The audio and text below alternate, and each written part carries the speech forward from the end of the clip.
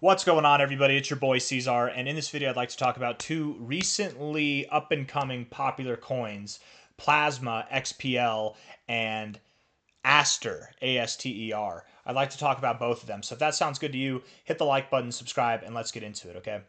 This is not going to be a fun video for anybody who's looking for me to tell them this stuff is going to the moon, it's groundbreaking, life-changing, it's out of this world, it's going to give you a 100 multi-100x potential. No. I will tell you, I think these coins will see new all-time highs. I don't believe that their current all-time highs are it and that they're done for the rest of the cycle, but I do believe there's some selling off coming in the very near future. And we might be in the process, we might be in the midst of this selling off right now, okay? And there's a couple of reasons for that. Before we get into the charts, I want to go over those reasons. Plasma, its all-time history, just came out on the 25th of September. It's brand new. It's the 29th today. It hasn't even been a week old yet. Now, how long has this project been in development for? Probably longer than that, right? So it's older in that sense, but the token is brand spanking new. When you come out, and the current price is at $1.20, right? The current price is about $1.21 for XPL. When you come out at a higher price than we are now, at a market cap valuation that is greater than $1 billion, you're at a multi-billion-dollar market cap valuation. That tells me one thing and one thing only. You are a money grab. You did not work. You did not go from the top 1,000, the top 500 coins, and then work your way up to the top 100. No, you just got planted there. How do you get planted there? Let's think about this, right? Because it's the same thing for Aster. Aster came out on the 17th of September. Neither of these projects are even like a half a month old. You know what I mean? Like Aster's almost there, but let me just talk to you for a second. Think about it. How does a coin, regardless of if they've been working on this project for weeks or months or days beforehand, or years even beforehand, how does a coin that all of a sudden gets listed come to a valuation that is so high? Is it because everybody in crypto was anticipating this massive thing that just came out? We all of a sudden all knew what Aster and what Plasma was, XPL was? No. It's because these companies, these projects, they invested in marketing. They invested in YouTubers who have very large accounts, who reach the general public when it comes to crypto. They've outreached to exchanges and stuff like that, and all kinds of various outputs in the crypto ecosystem. Outputs? What's the word I'm looking for? Outlet in the crypto ecosystem that allows for their name to get heard, and for the average investor, for the dumb money, for the retailers to put their money in at these high valuations. Now, who's making money? Whenever you see these coins come out at these multi-billion-dollar valuations, they're not even a month old. Who's making money? Is it you? Is it you, the investor, who's buying this at this multi-billion-dollar valuation price? Or is it the people who are behind the marketing? Is it the team who promoted the project and they paid off the right people and the right organizations to talk and promote it? And good for them. They hustled. They deserve their money. They're not going to get it from me, and I would hope that anybody watching this video, they're not getting it from you either. If you genuinely think that whoever it is that promoted this to you, whoever it is that told you this was a good buy, whenever it came out at a less than a month age, it came out brand new and it's already at a multi-billion-dollar valuation, they're not looking after you. They're not speaking to your best interest. They're being paid. And that's okay. Everybody has their own hustle. Me, the way that I make my videos, I don't accept payments for cryptos. I don't do that. I refuse. If I like a project enough, I'll talk about it. And I think both of these projects are interesting. Again, going back to what I said originally, I think they both will see new all-time highs. Anybody who has money invested in these things now will see money, will see growth. But first, you might see some decay. And I think that you will see some decay. I think that both of these projects will do the exact same thing that any new project that comes out at a multi-billion dollar valuation does.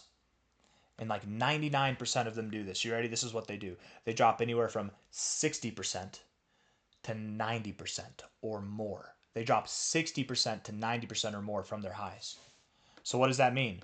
What does that mean for XPL and for Aster? Well, if we look at this here from the high, From the time that, this brand new coin that nobody ever heard of until they did, and now it's listed on Kraken, Bitfinex, Pith, OKX, Bybit, Binance, MEXC.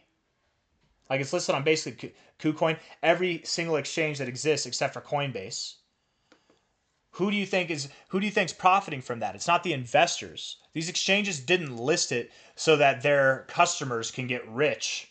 They listed it because they're being allocated some of those funds so that they can list it, so that they have enough to list, and then the exchanges sell it. They sell it. There's selling pressure from exchanges. All these exchanges are selling it to you, the person who's buying it. Do you have bigger bags than the exchanges, the largest entities in crypto? Hell no, you don't. Hell no, you don't. So it comes out of this high valuation, so everybody makes profit. It's a win-win-win for everybody involved, and you're not involved just because you're an investor, okay? 60% or more is the average drop. How do I know this? Because I have no life. I was bored. I have been doing technical analysis. I've been in crypto now for 10 years, and I was bored one day, and I literally went through hundreds of coins, and I found what the average drop was. Now, some of them drop less than this. Some of them drop more than this. But what the average drop was by the time they get listed on Binance or crypto, from their high to their low. What happens when they come out of these multi-billion dollar valuations for the first time? Or just simply put, even getting listed on Binance or Coinbase, not even hitting those valuations, but just getting listed on two of the biggest exchanges in the world, with my running theory that promotes selling pressure. 90% of the time or more, you get a 60% drop to 75% drop. And whenever they come out at a multi-billion dollar valuation, the odds of those being larger drops are higher. So I'm just telling you, this is something that I've done my research on. So when I tell you this, I'm not just making up these numbers. Okay, 60% or more is like an average. That would imply that XPL drops to 67 cents. We're at $1.21. 67 cents at a minimum, right? 67 cents at a minimum, which it'll still have a phenomenal valuation there. It'll still be worth $1 billion, and it's not even a month old. That's a lot of money, you guys. $1 billion. I know we throw billions around like it's nothing in this crypto game, but that's a lot of money for something that's brand new, that hasn't proven itself. That's more money. There's a company called Natural Grocers. You guys ever heard of Natural Grocers? Maybe you have if you're in the United States. There's probably more people that have heard of Natural Grocers, been serviced by it, that have had more value attributed to their lives from it. And the market cap for Natural Grocers is not even a fraction of what this thing is worth. You know what I mean?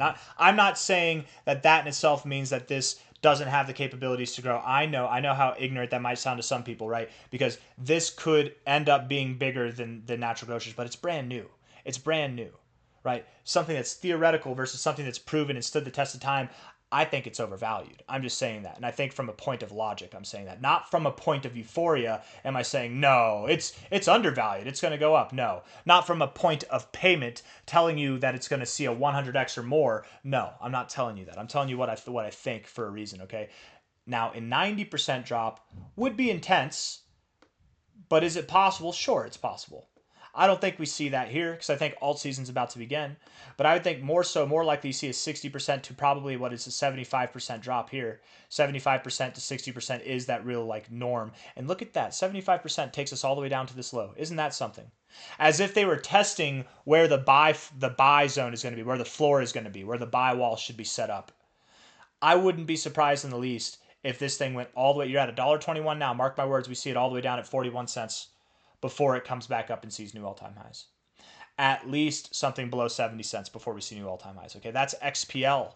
Aster, A-S-T-E-R, Astered here, 60% or more is the fate of you as well.